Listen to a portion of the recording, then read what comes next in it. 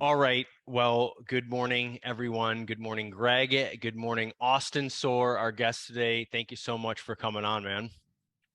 Absolutely. Thanks for having me. So I want to start off. I know everyone got a little intro, quick one of you, but kind of want to throw to you, or first of all, explain sort of how we met you. You know, you were at one of our courses that we do at Liberty University for their criminal justice department. We do one every semester there. We have been for the last couple of years. And you were a course attendee. You showed up one day. You were an awesome participant. We loved talking to you. You had sort of this amazing story, and you had a unique, I would say, unique perspective that you've learned throughout your life about human behavior in general. So we kind of gave you some words, and we sort of, you went through our course. But one of the things you did, I'll start everyone off with this quick story, is that since it's in the criminal justice department, there's both students and active law enforcement officers there, and we had two guys that had come from another part of Virginia, I believe, to come to the course, and they were like, sort of these bigger, jacked, kind of SWAT guys, law enforcement, bigger, intimidating guys. And then they were sitting at their table. Obviously, they came together, they sat together, and then you were in the room. You guys were like the first three in the room. And then, I said, hey, we're going to get started a little bit. You guys go ahead and talk. And then you just got up, you walked right over and plopped right down in front of them. And I'm like, oh, this is going to be good, because they were both kind of like, that morning, just waking up, getting the coffee in, and they're doing the, hey, how's it going? You could tell they instantly put on that, like they turned on the professional, like smile, like not really interested in talking to you, but here you are. Let's go. And you just jump right in. So I thought it was really interesting. And then when you talk to us more about your past and everything, um, you know, I totally understood why you did that. But you're, as you call yourself, a professional eavesdropper, starting out, obviously, well, not starting out, but one of the things you did in the Air Force, listening to ISIS as a linguist. So like, you got a lot of street cred, you got the bona fides. Just wanted to get in there, that sort of personal connection and how we met. So I'll kind of throw to you to start and tell us a little bit about where you sort of came from with all this. So, pretty much starting out going into the military, I was antisocial, social anxiety. I was pretty much dying inside all the time. No social relationships. An odd sort of facet of my life is that the vast majority of my family has actually died already. So I only have a few left in the Sohr line. But so I basically started at ground zero with a very poor footing in social relationships. I got to my first duty station in Davis-Monthan, Arizona. And when I got there, I was literally the stereotypical secret squirrel, like sadly, even an anime like dweeb.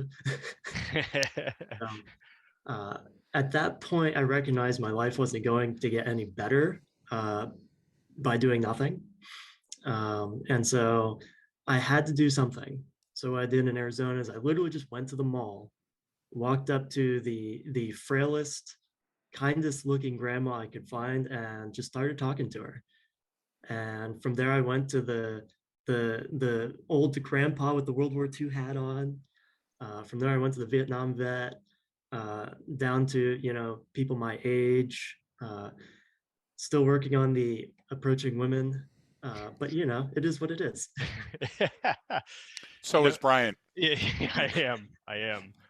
So, no, that's kind of incredible, because a lot of folks too, especially in that sort of skill set, with that background in that world of, especially like an intel analyst or a linguist, stuff like that. I've met so many in my life, and the really good ones are sort of like that, right? They're just almost this hermit in the back room. They're 20 hours a day, and you poke in and they're like, yes, and you're like, what is wrong with this dude? But they're really just kind of socially awkward, but so good at what they do. And you're just like, well, I'm going to let them do their thing, because they're really producing here. But then you kind of took it upon yourself, which is why I love this story, is to kind of just throw yourself out there and go, all right, like I want to change this part of my life. You have the skills of listening. Typically people who are more introverted or a little bit socially awkward are actually really, really good at picking up on things in the environment sometimes, because they don't actively participate. They sort of sit back and watch, right? So they're good at listening. So you kind of had that, and then you sort of just stepped out. And it's actually funny how you in a sense targeted people, right? You said, well, I'm going to pick the most approachable looking person I can, who's likely I'm going to have success with, and that's the sweet old woman who's always got the smile on her face. And then you said from there, you sort of like, all right, now I'm going to ramp it up. Now I'm going to increase my level of difficulty. Then I'm going to All else start fails, getting you can run away. yeah, yeah, exactly. So I just love your approach to how you do that, and kind of getting out of your shell, so to speak. So it was an interesting story, and I know Greg, you probably have I have nothing to say. okay, This is good. I so was just interesting with you guys. No, the base that you went to is funny because Brian and I spent a lot of time, Brian Shelley and I, training out there at the airplane graveyard. Their ranges were just open, vast expanses of cactus and Gila monsters. And I remember going into town, the two places were that Greek restaurant, I'm sorry, I don't remember the name, and then Nico's Tacos, which I thought was an amazing respite. But as far as being thrust into a place that was surrounded by nothing in all directions and you having no familiarity with the area, how did you choose your targets? Because I want you to kind of parallel that yeah. with choosing ISIS targets. You know what I mean? How did you choose? And when I say targeting, that's basically what you were doing to pick out softer targets that would allow you to ease into those conversations. Or am I way off? I never really made that connection before, but it Yeah, is a good point. Like, yeah. we did target the easier people and the softer targets, as you say, ones that were more uh, recognizably ISIS. Because I know there were a couple times I was like, "This is really hard." Turns out it was actually the Iraqi police. So Well, shows vulnerability you what good has a conflict can do. wavelength, right? Yeah. Yeah. Austin, and that's the thing you pick up on. Clearly, Brian and I have the benefit of knowing you and Hmm. seeing you in action. But help our viewers, help our listeners understand how you did that. We're not going to violate any codes of secrecy. I mean, how do you find the appropriate signal to noise ratio and zoom in? Because you did it at the mall with the old ladies. You did it with the guy with the World War II hat. How does that work for you? I know it's not politically correct to say stereotyping, but that's absolutely what I do. Like, I take the stereotype, I grab the stereotype, I say, this is someone I can interact with or understand. And I can interact with this person in a way that is deeper and more open, simply because there's that rapport. Um, because I can say, like, I've been here and you're there right now. And so we can go from there. That's Um, great. in terms of like seeing that from a visual perspective, again, it literally just goes back to you usually figure out whether you like someone or not in the first 5 to 10 seconds of seeing them from across the room. Uh, and so, yeah, first impressions. Just walking around, say, hey, that person looks interesting, and they're sitting there by themselves. No, and you bring up a good point with stereotypes, right? Because everyone's, well, don't stereotypes them. Well, stereotypes are real. They're scientific. There's plenty of study behind stereotypes, and it's not meant to jam someone or jam a square peg in a round hole, or stick someone in a specific bracket. It's just things that you can tell. Like, perfect example, I was just telling Greg, like, I recently sold my 4Runner truck earlier in the year and just bought a Toyota Tundra. That's my fourth Toyota truck. I've had two Tacomas, then a 4Runner, then a Tundra. Dude, I am a walking stereotype for those things. And if you walked up to me and saw it, you would say, this person likely is engaged in these activities and knows about this just based on something that I own and that I take care of and that you can witness. Now, you're not going to get everything right, but just like you said, it gets you in the ballpark, right? It gets you in the arena, it gets you in the right sport in the right area. From there, you can then refine your observation. So when you talk about those stereotypes, like, yeah, they exist. There's nothing wrong with it, right? If you're using it incorrectly or using it to your advantage for or nefarious purposes or something illegal, then yeah. But the idea is we fall into those buckets or categories. And I love hearing you talk about it, because you're like, even just now, you're like, well, I never really made the connection to targeting ISIS and targeting people. It's like, yeah, but it's the same process. So Really is. this is why we keep things so general in how we teach, and you see it, we keep it vanilla, because it doesn't matter what you use it for. So now you're using all of this stuff for, and this is part of the reason why I wanted to have you on too, is just for social interaction, for getting outside of your shell, for learning about people, because you conduct little sort of social experiments, I would call them, limited objective experiments about information gathering and what you can do. Now, you're doing it because you love doing it and you find it interesting and it's fun, but at the same time, what if you were someone who were up to something no good, if you could utilize those same skills for against people and to do them great harm, or to co-opt them, or to whatever. So we want to keep it to what you talk about, what you do. We don't want to use how we use that information, because that's what the criminals, terrorists, and surgeons do, the same thing. But the process is almost the same. So I know you've got all kinds of little examples of stuff that you do, and I know our listeners kind of they do that stuff automatically on their own. Most people who listen to this podcast are interested about human behavior, observe human behavior, right, and can put up with me and Greg. So that's a lot, right, to That's handle. three big things right there. Yeah, I think so. So tell us kind of like how you do this stuff and you use this in your daily life, and some examples that you have.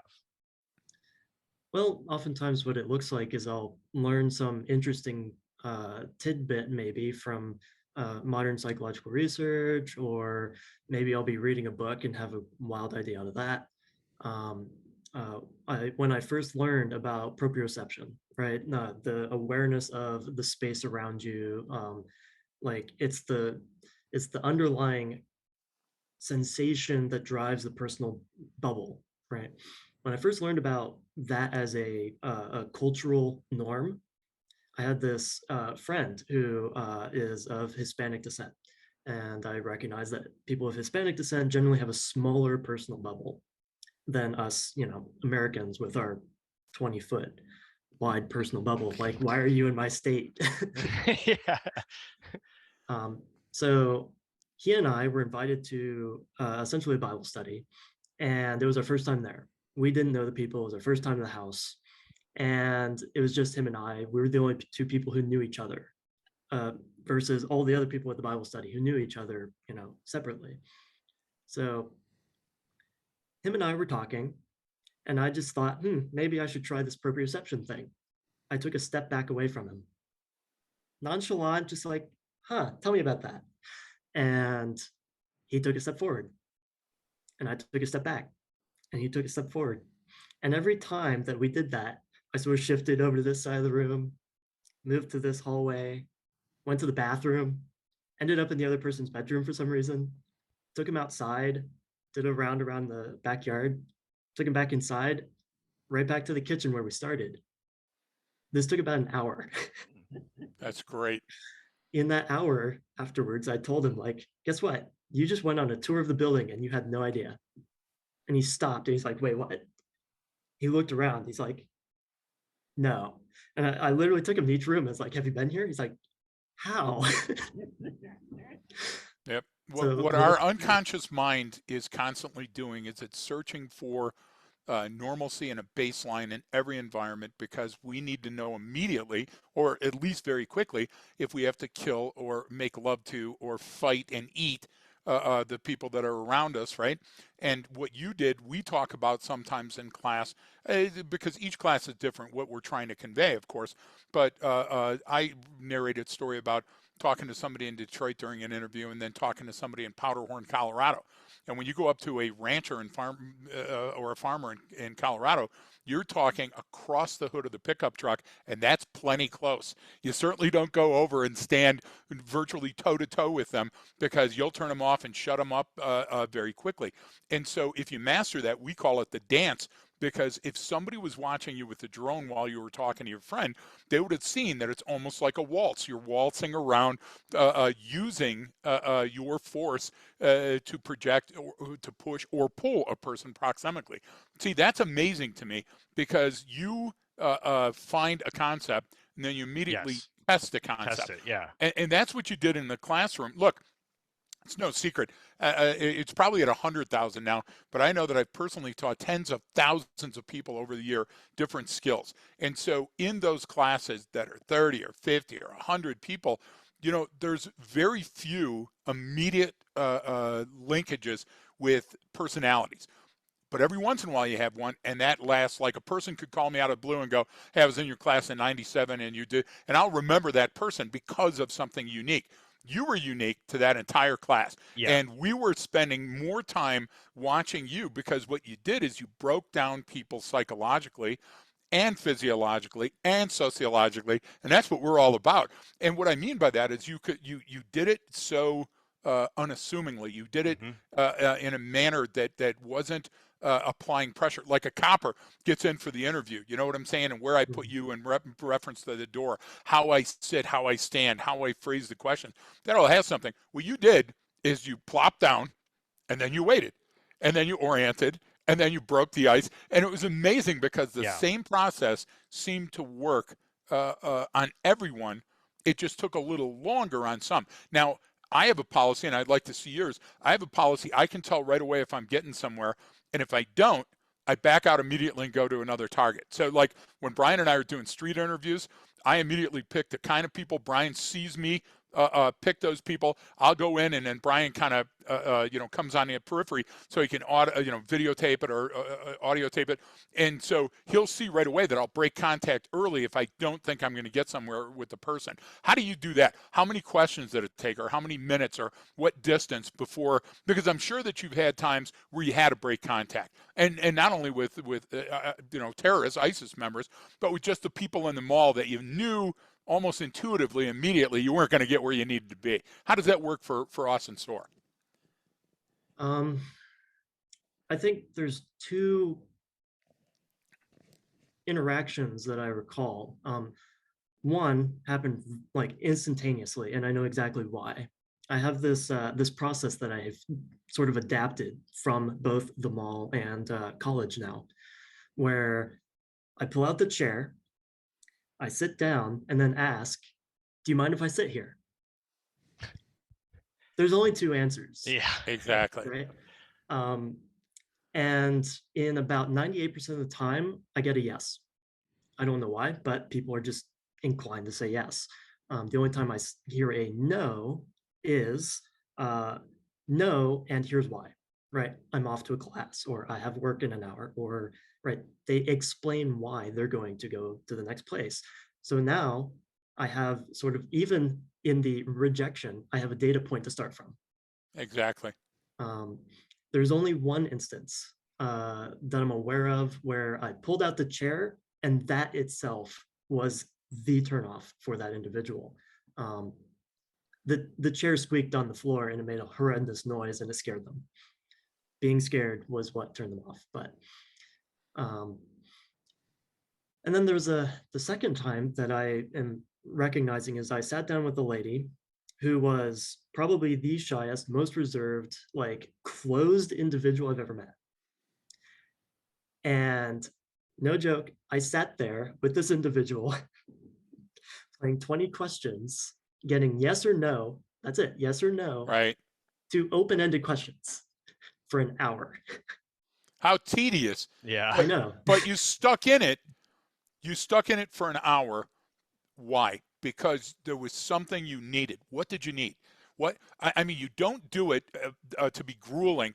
You're not doing it research for a novel.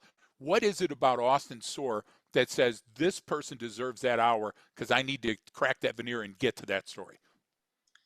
Um, I just wanted to learn about them, learn about people. You know, the more people you learn about and the more you know them, the more you can interact with anyone else. One of the ideas I have is that pretty much the only skill you ever need in business is interacting with others, right? Just general social skills.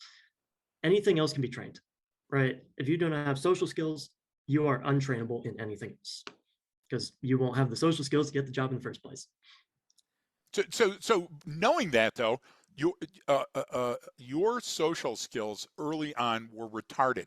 Now we don't know why, okay? But just like an engine that's not running efficiently, you figured out that yours wasn't, and you did it at an early enough age that you said, "I need to adopt a different way, or I'm destined to be this way." What about our listeners that want to take that step? Yeah. What would you tell them? You know what I'm saying? Because there's a lot of people that listen to our show that have good advice already, but there's some that listen in because they need good advice. How do you build an Austin Sohr? Um, through being beat down, destroyed, distraught, like having everything destroyed in your life and having everything taken from you, and there's only one way up. For me, I had nothing else to go to. Like I could not go to anyone else because I had no one else in many respects. And so from there, it was literally just the pick the easiest target and go. You know, the was it the crawl, walk, run? Yes, that's it. Exactly. Exactly. But No, that. Go ahead, this, Greg. Sorry. I'm just saying, Brian, that you're, Austin, you're the epitome of resilience. We Yes. know you, and we're trying to get other people to know you because we're very impressed with you. You're a young, smart guy that's a vet that's been into so many different situations. And by your own admission, you've been beat down, you've been kicked down. All of us share that origin story. I think everybody that we've ever had on the podcast and everybody that watches or listens to our podcast started that way. You know, we didn't start with the platinum spoon in our mouth. We learned. I learned from the street. Brian learned from the street. We learned from our scar tissue and our mistakes. But what we want to show, September is Suicide Awareness Month. What we want to show is that, look, there is an avenue outside of cashing in your chips early and just saying, F it, this isn't for me. And what you did is exactly that. You looked around and you go, okay, I'm circling the drain, paraphrase, of course, but I'm looking up and I'm looking down and I'm looking up and I'm saying, well, that's the way out. That's such an astute observation for somebody that was as young as you were.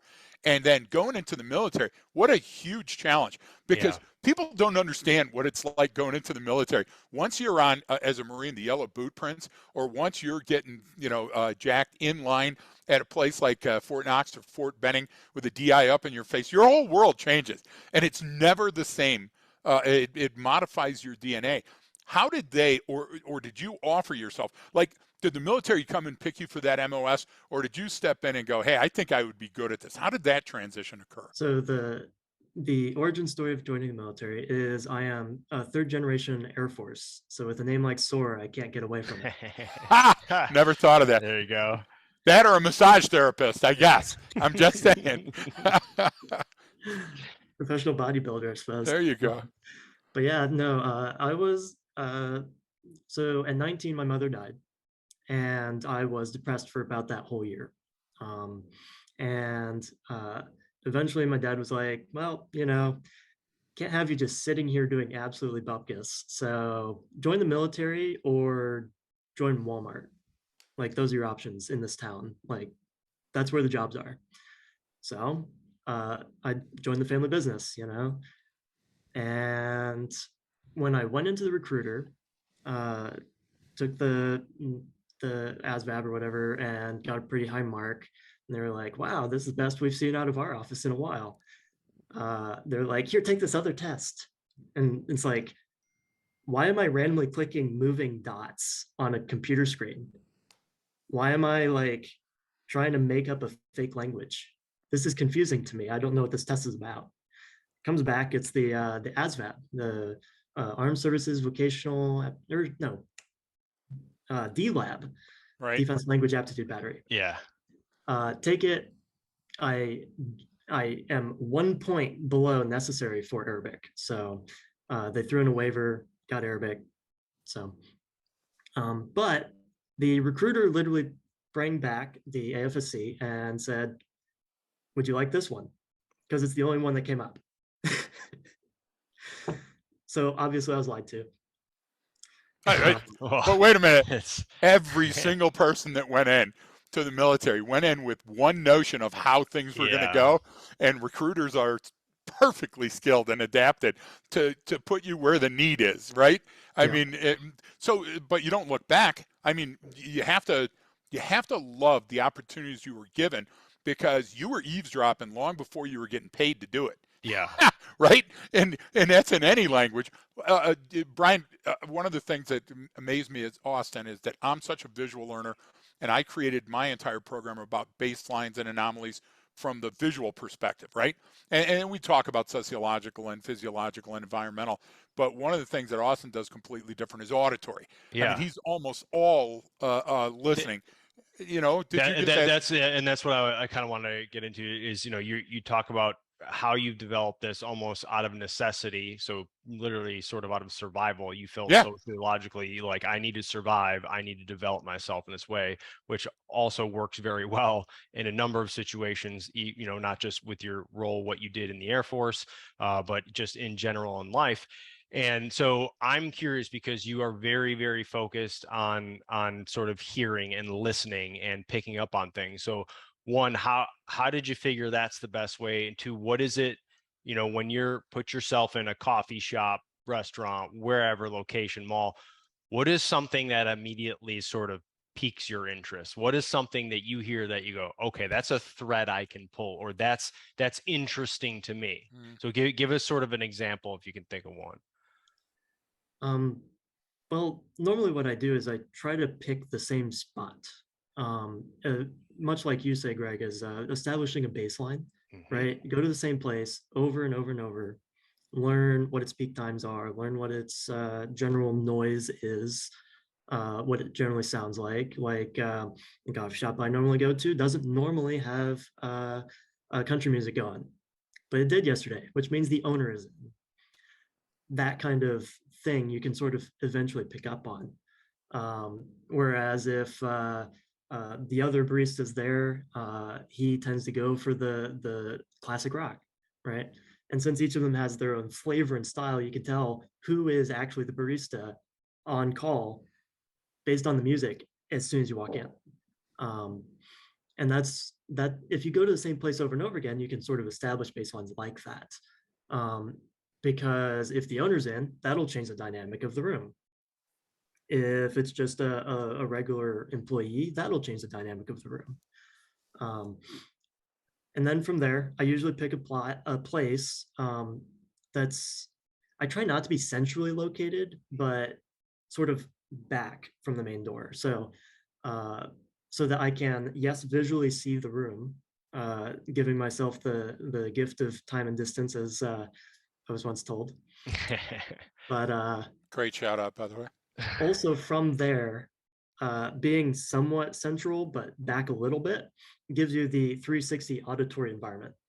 So it's not the exact corner, which I know is great for the visual individuals, but for being auditory, I actually can pick up on the conversations around me. One of the skills I developed, especially as a linguist, was having like 6 or 7 radios pulled at the same time, which other people on the plane sometimes thought I was insane for doing that, but Wow. So I'll literally listen to multiple conversations. What I'm generally listening for is keywords, like topics of interest, things that'll be maybe good information for the future too. I know I provided notes to you. One of the things I listen for is like if I see an interesting group, where it's like that those people seem like my people. I will sit there and listen to them for 10, 15, 20 minutes, however long it takes. I'll be listening for names. I'll be listening for occupations. If there's any like social clues I can pick up, which usually there's thousands of those, and it's hard to maybe list those off, but verbal tics, things like that. I'll try to pick up on any little interesting note I can. Names especially I like, because names almost always invariably relate to the deeper meaning within the person. So for example, I provided those notes to y'all. Greg is Gregory from Gregorios, which is Greek for watchful. Right? Oh man. Like it's very old, perfect. very Greek, and very fat. I love it. So that's, for example, it literally hits at who you are in many respects. Right. Whereas Brian Marin, right? Marin is, I think it was Danish for mariner, marine, which again hits at something you are or have been. That which comes from the water. That's right. Yep.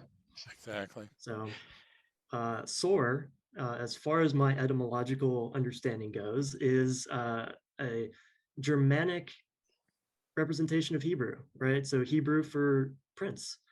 Okay, well that's a conversation starter right there. There you go. Yeah. Yeah, and so I love hearing how you do this, in your head, how this works for you, for literally you, for Austin. This is what Austin does. This is what certain capabilities. Like it's easier for you to listen to multiple conversations because of past experience, and Right. because that's what you had to do. When you're listening, you're a linguist, or you're listening in on a conversation, like your all of your attention has to go to your ears to figure out what's going on. So you sort of develop that skill, which you already sort of had, right? So you not only did you sort of naturally have it, but you started to develop that through use, and that's your tool, that's your way. Now me, I've got horrible hearing, and if there's any sort of like low background noise, if I'm not right in front of you and you're not speaking loud, there's a good chance I'm not going to hear what you say, or I'm going to have to string it together based on reading your lips and listening for the context of the conversation. So it's my downside, right? Because I have those hearing issues from repeated loud exposure to it, but which a lot of people have.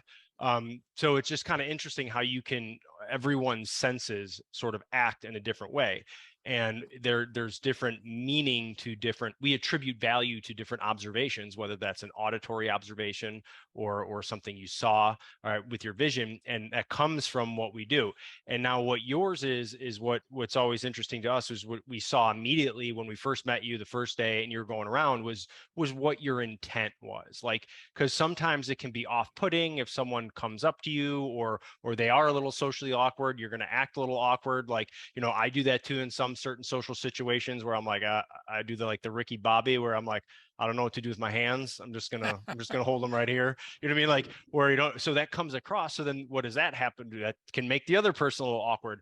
But we watched you and it was like, hey man, like his intent is pure. Like you're literally just trying to have a conversation, Right. find out what's going on. There's no nefarious intent behind it. And so I think the reason why you likely have a lot of success in doing this stuff is that, meaning you come across as a genuine person. So if you come across as a genuine person, it's easier for that person, even if they can't really put their words to it, they're not really sure, they feel that, right? You get what I'm saying, Greg? They can sort of No, you're spot on. And I think the important thing to declare early on is you popped hot with us when we first saw you in the library, because we were doing it at the Falwell Library, and you came in and you circled the landing before you put down the wheels, the landing gear. Are we doing all Air Force references? Yeah, well, I'm trying to talk his language. And one time the landing gear didn't come down. Exactly. But then you sat in the very front row of the room. Then when other people got up, you went over and immediately engaged them. You did everything right/wrong.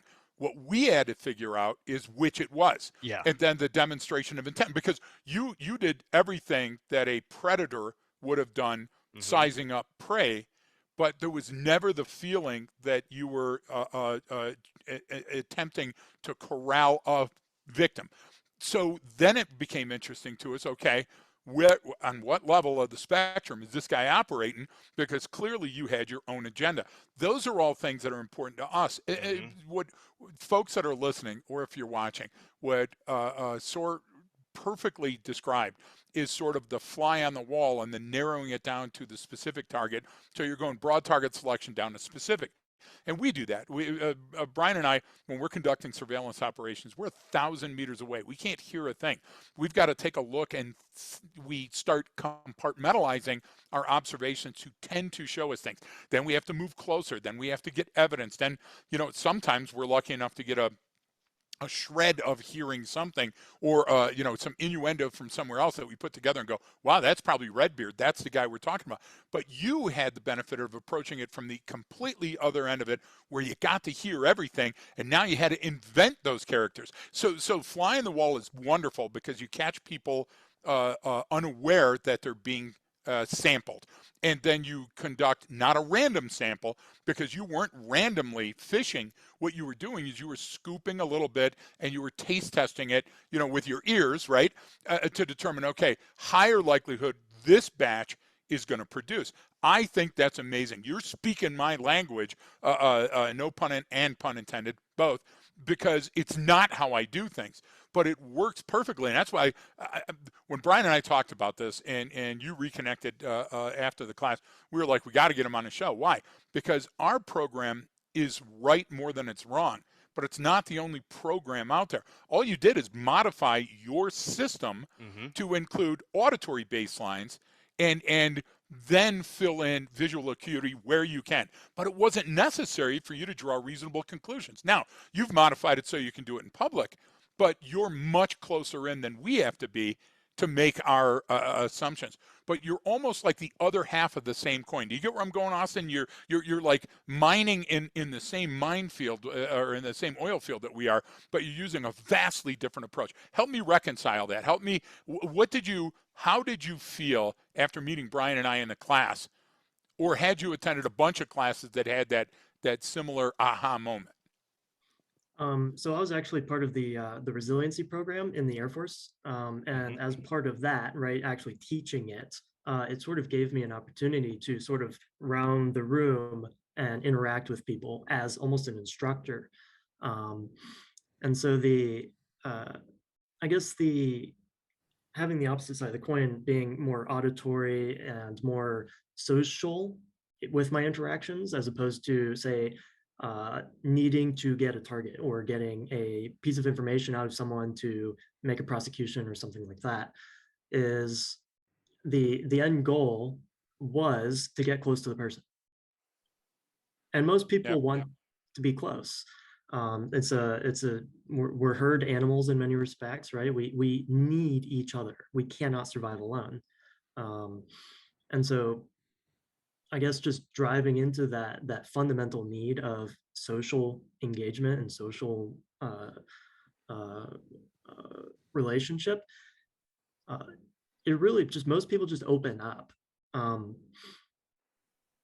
And strangely enough, it is just opening up. Like there's some YouTube videos, for example, where a guy walks up, asks a question like, "Hey, where's the local coffee shop?" And the people go out and be like, "Yeah, okay, it's right over there." Right. But as they're answering the question, the guy randomly hands them an apple.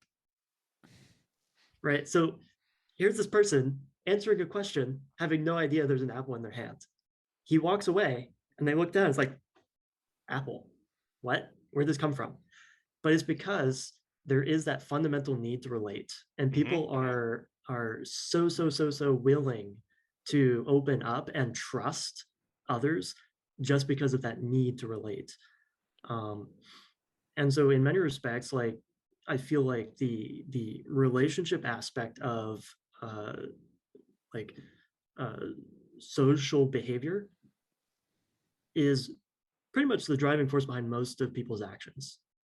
It's either the need to be respected, the need to be desired, the need to be loved, and so they will act in that response, right? Even the desire for like money or wealth is generally related to respect, or like just having the social resources, right? Why do people who are wealthy generally go for huge parties? Well, they want to be loved, and it's worth more to them than the money. So No, and what you're talking about is, those relationships, those social behaviors, those are sociological imperatives that have kept, that's the reason why the human race is alive today. If we didn't have those, we would have died off a long time ago, right? And it goes back to what, we always say, like, most people are honest, most people are good, most people want to do good. If it were the other way around, we'd be dead. The human race wouldn't survive, right? It'd only take a couple generations and then everyone would kill each other, right? So, and I love how you kind of hit up on these deep rooted things, and then you tie it back to, you even said at the beginning, like, success in business or your career or your life. And you even alluded to it, like, yeah, I started here, then I started talking to this, still working on, talking to women, and it's funny because you're tying that to, like, you can tell, like, look, I want to meet a girl, I want to do this, I want to have her maybe a relationship and get married and have kids. Like, those are the different biological, imperatives that have kept the human race alive. And so you're kind of going through this, figuring out how to do it in all of these different domains, which is why we love talking to you as well. Because it's like, yeah, I've got the combat experience, Air Force training, ISIS, hunting, this intel stuff, but like, hey, I do it at the coffee shop to maybe make a friend or say hello to someone, or, I'd like to meet someone, or hey, I've got this professor I'm trying to get on my side because I'm struggling in his class or something.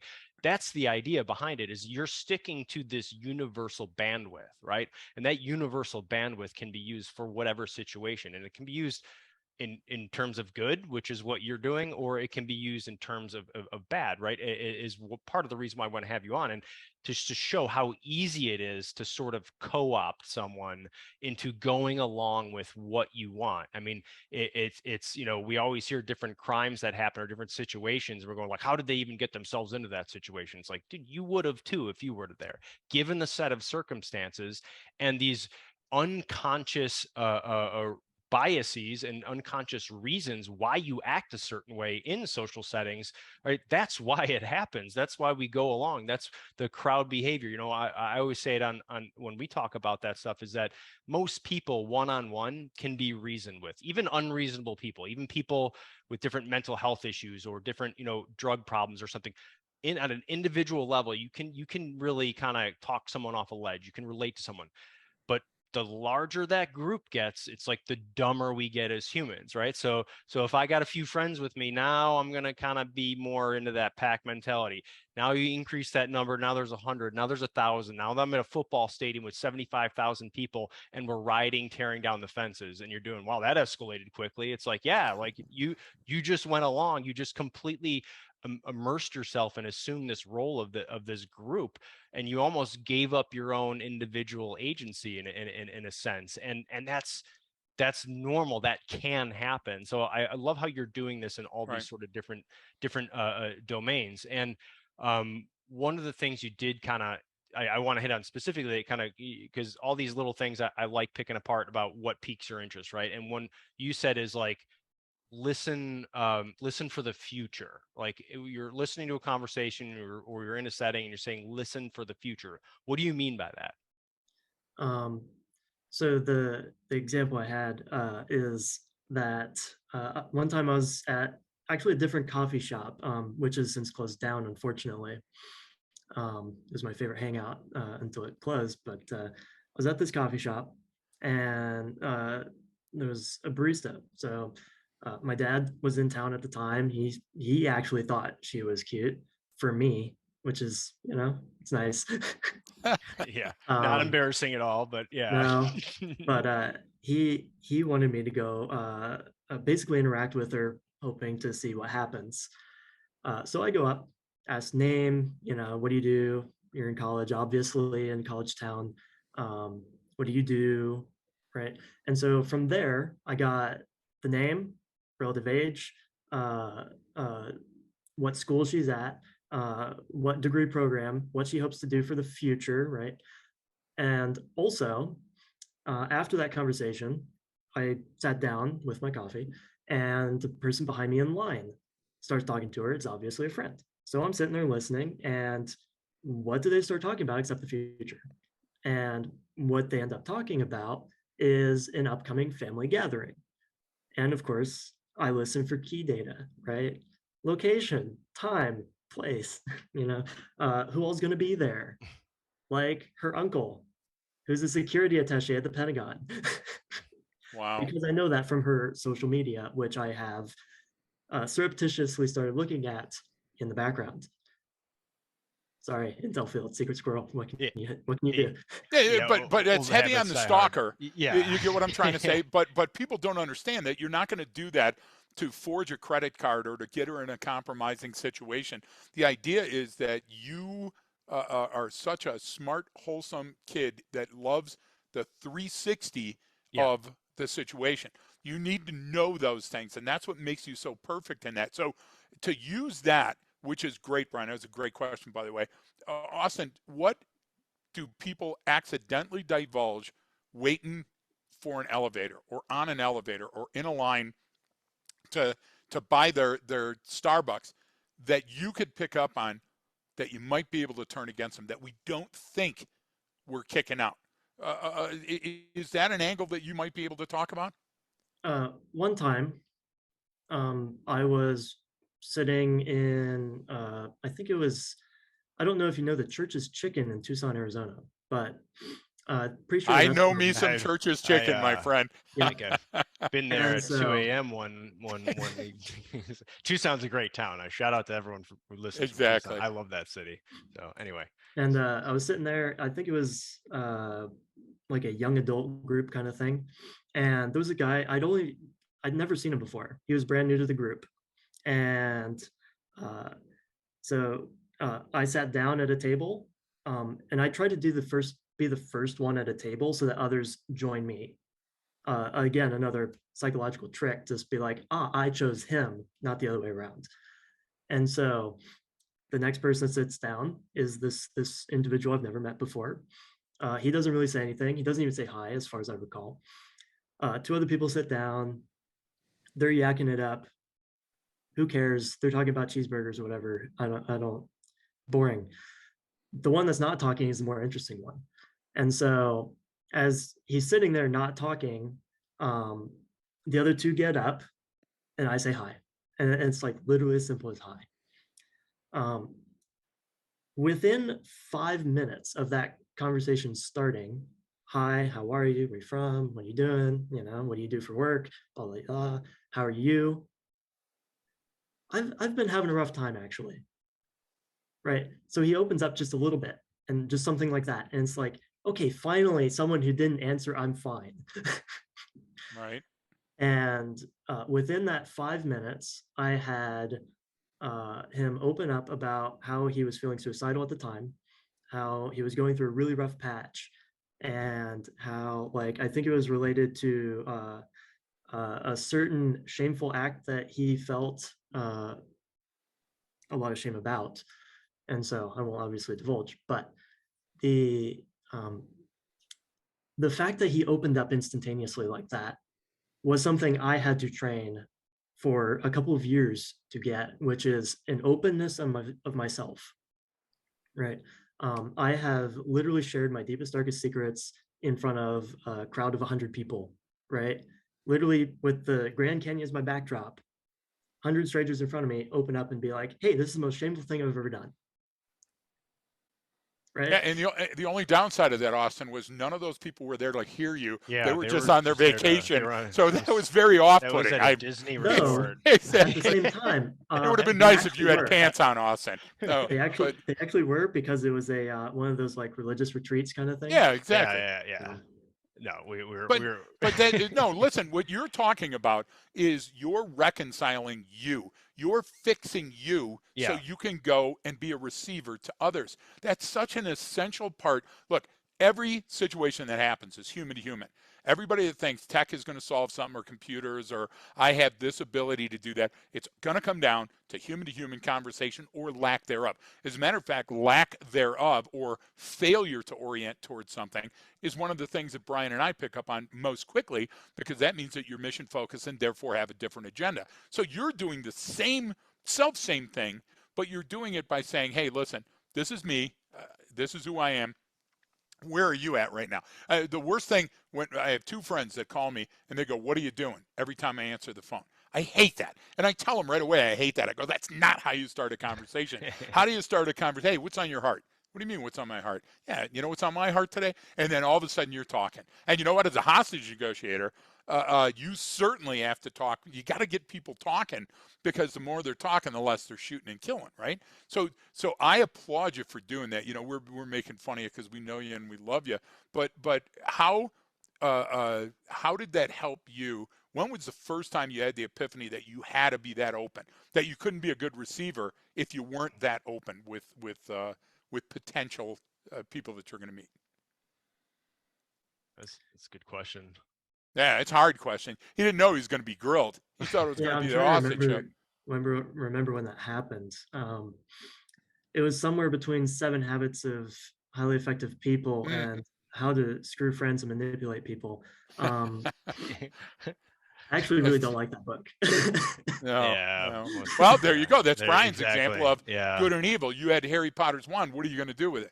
If you had it for an hour, what would you do with it? And if you had nefarious intent, then you got to back up, and that's a shameful act. You were just talking about that a minute ago, And if that's in your closet, you have to fix you before you go out and start to try to fix others, right? I mean, what a great analogy. Folks, if you know Austin, he read both books. Yeah. Well, I've read quite a few others too. Exactly, yeah, cover to cover. of course. No, and no, and that's what we were kind of talking about earlier. Is like I love how you'll read that and then you'll kind of go test it out. Be like, well, how can I use this Yep. right now? Because the whole point of any of those things, like most of them people read and they just post quotes on LinkedIn or something about it, or like, yeah, this is what everything they think it's like some they read one book about something, thinks this is the answer to everything. It's like, no, it's a answer and an explanation, and can you use it? That's the most important thing.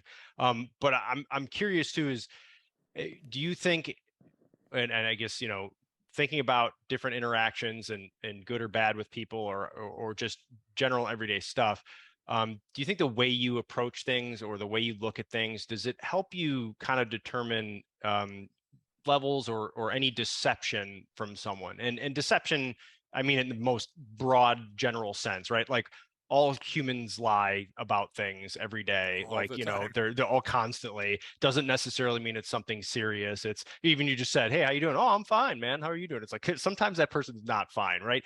But does it help you kind of, do you think it helps detect that deception?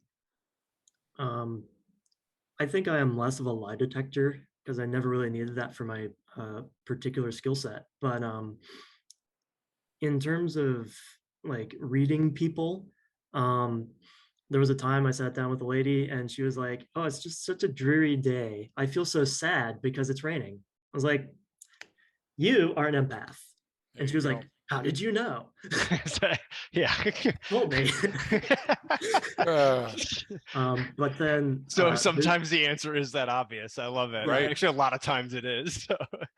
and uh and when it comes to things like uh how are you? Oh, I'm fine. Yeah, you're a liar. I got it. I know. Mhm. It's not I'm fine. It's literally I don't want to talk about it.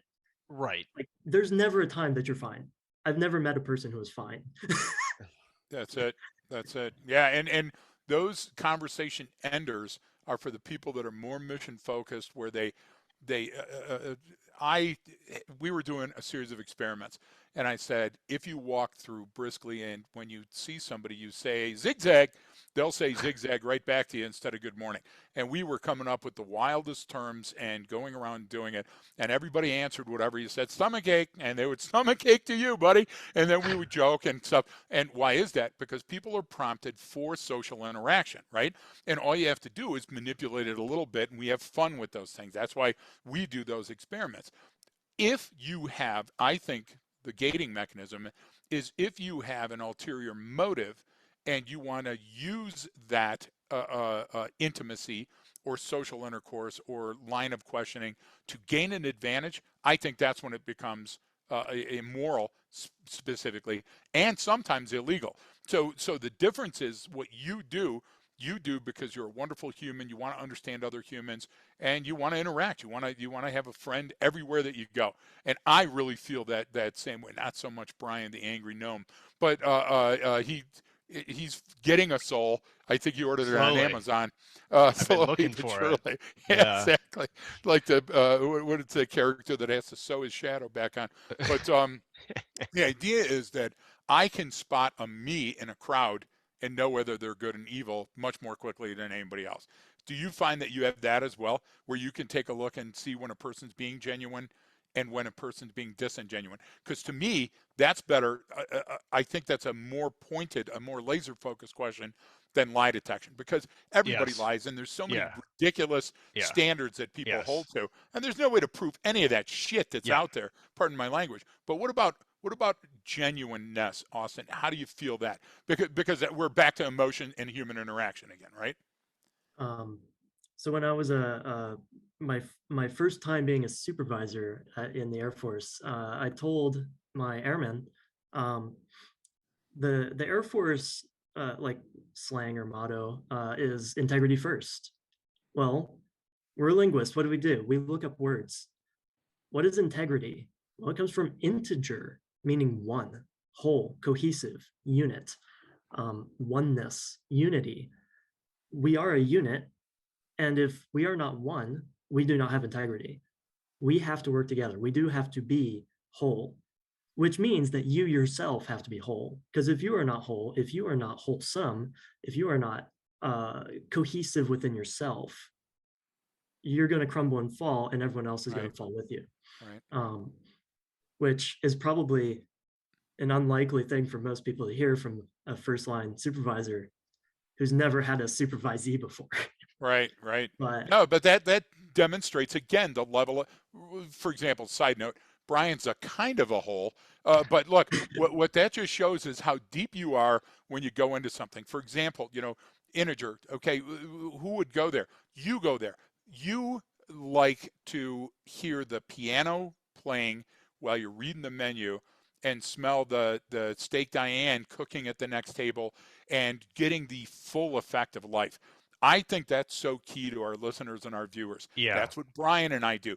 This isn't grueling. We love it. We love going to new places. We love the new rental desk person and the new car and the new hotel person because it's a rich tapestry of life and we're filling in those new threads everywhere you go. You're that guy, right? I mean, you're a generally happy person that hopefully this podcast will get a date for you because you don't want to go to where Brian gets his dates. No, no one Please. should.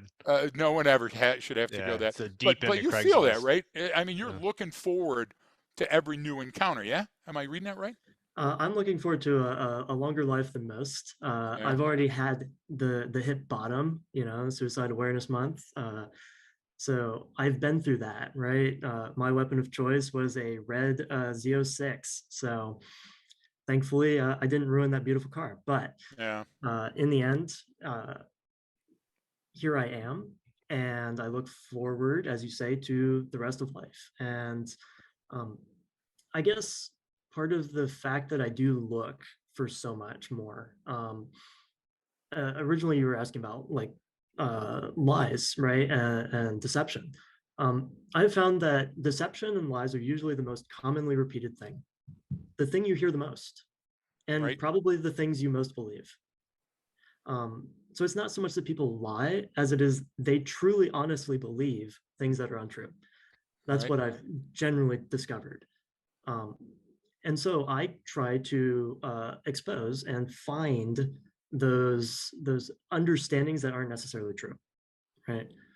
Um, and obviously, I can go into that in future podcasts or whatever. Oh But yeah, we there's need just Yeah, a to. lot. We need to because the idea yeah. is the disappointment that's associated with that. Brian and I get that every day as well. See, that's the hard part is people think that we're just always on and happy and that. Listen, because we're motors, we feel both spectrums. So we feel from one extreme to the other, and that extreme sadness. I'm glad that you were able to talk about the manner of death and talk about your future in the same thing.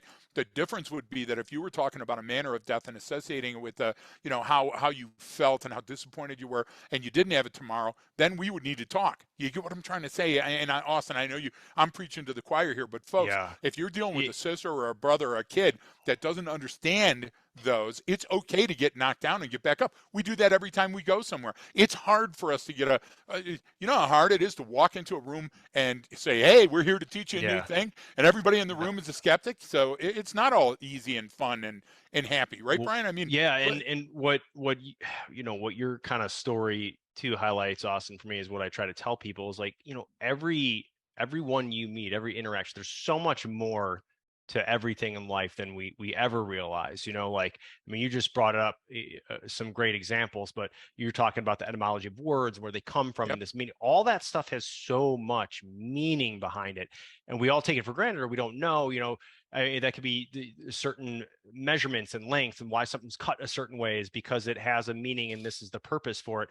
And when you find that stuff out, it's like you feel like you're kind of getting behind the velvet rope and you're going like, wow, there's an order to things that I had no idea. Yep. That's why my biggest thing is everyone's like, well, yeah, you study human behavior. I'm like, well, technically it all comes down to math. Maybe I'll get to that level, when I'm like Greg's age or older, you know what I'm saying? Like I'll understand it at that level, but everything can be sort of boiled down to this. And the other thing is every person, has some story or thing or unique experience, right? So not everyone does something maybe great or has a ton of value, but everyone's got some story of some odd thing or unique thing about them or something that happened to them that like you can learn so much from. And that's why, you know, I always, you know, keep that sort of open mind when with Yep. people, or talking to them, or going, well, what's going on behind here? There's something else. There's another story happening here. And when you can pick up on that things, it just gives you a better understanding of where things are at in that situation that you're in, which means you can predict where they're likely going. And that's why we always tie everything back to danger or opportunity, because they can look the same. You know what I mean? So the same thing you're doing because you want to get better in social situations is the same thing a predator does to find the right prey. Now, Exactly. what's the difference? Well, the difference is intent. And that's what it comes down to, right? The intent is what matters. I don't care about your beliefs, your background, your skin color, your political, religious, social, or cultural identity, right? I don't care about what your ideology is. I care about your intent. And so you have such a great story that highlights all of these different It areas, does. which is why I wanted to have you come on and talk about it. And, you know, maybe we could get into depth on some of them in a future episode. I really appreciate, you know, you sharing this stuff, because it's just, you know, seeing that, like seeing a progression in a human is so cool to see. And especially when they're their own catalyst, when you made the decision, because one, it's always going to be more powerful and more effective, right, and longer lasting, versus me telling you Absolutely. what to do. So, or me saying, hey, you got to do this with your life and you got to do that. That's great. Maybe it'll help you a little bit, or maybe you'll realize it. But until you are the one that says, oh shit, like I want to get better at this, and then start building towards it, I mean, I love it. I don't know, great. I kind of want to make Yeah, sure I think you're spot on. And Austin, one of the things that invigorates me every time we talk is that you're in it for the long haul. And when you said gift of time and distance, look, most people want their say, not their way. The idea is if you let them, they'll tell you their story. But the problem is we build in the speed bumps. We're the ones going, yeah, come on, come on, come on. I tell cops that all the time. What's your hurry? You've got the time. Slow down for a minute and find out what's going on here. But the idea is that we create our own agenda and we think we're going to invest just this much and then we're going to come. And we talked about that a little bit because, listen, if I'm going to find out about an unfolding situation that's rapidly unfolding and there may be an ambush coming up, I've got to work a little more quickly. But almost nothing in the normal human's life has to be resolved that quickly. So with you being smart enough to say, hey, I'm going to step back and smell and feel and taste and touch and learn more, that's great. If we get one listener today or one viewer that adopts what you've adopted in your life, we could have saved a life, and that's amazing. You know, you're a resilience teacher and instructor. It doesn't matter what any certificate says, just by virtue of how you grasp and embrace and chase life. So Brian, I feel that that's a huge plus, and to you, Austin, we want to see you when we're back in Liberty, of course, but also we'd like to dissect you a little more on a future pod. Alrighty. And I hear you're going to be back here pretty soon. yeah, So Pretty next soon. week from when And we're remember, recording. I Actually, wear 5X if you're going to buy me something. this will actually probably this will release the week we're there next week. Yeah. So that'll So, be hey, cool. Brian, real Yeah. quick though, I mean, because we're never on a time hack either. Austin, what led you to come to the first class? I just got to know, Yeah. and That's a were good your question. expectations met or not? I mean, very briefly, Yeah. because we want to give you the last word as well, but that interests me too. So I saw the flyer. I forget where it was posted. I think it was literally just a flyer on one of the bulletin boards at Liberty. And being in more of the Intel space, it obviously piqued my interest because everything else on the board was boring. So I guess honestly, it was just curiosity. And I thank you to Liberty for paying the way for that one. But I don't know that that's necessarily the case for the rest of your viewers here. I was lucky in that case. So, Right. Right. um, Were you glad you went after you went? Because there's oh, still for some sure. people that are wondering, yeah, 3 days is a long investment, and I wish it'd been more like 3 weeks, but Yeah. Appreciate that, that's man. great. Yeah. That's great. Well, any kind of, you know, I'll give you sort of any last imparting words, Sohr, from your unique life experience, and anything that I'll just let you say or have the last words here on the podcast. so I don't know if I told you during that week last year, but literally during the class, as I was like one of the days where I was driving to the class, it was like the probably the second or third day. You'd already talked for 1 or 2 days. I think it's hard to remember a year ago, but I was driving along, and so there's two roads side by side. Both are turn lanes to the left. And I look over to the right, and I observe, I pay attention. There's a car. It is dirty as heck. It's like a Subaru or something like that. There's a stick family.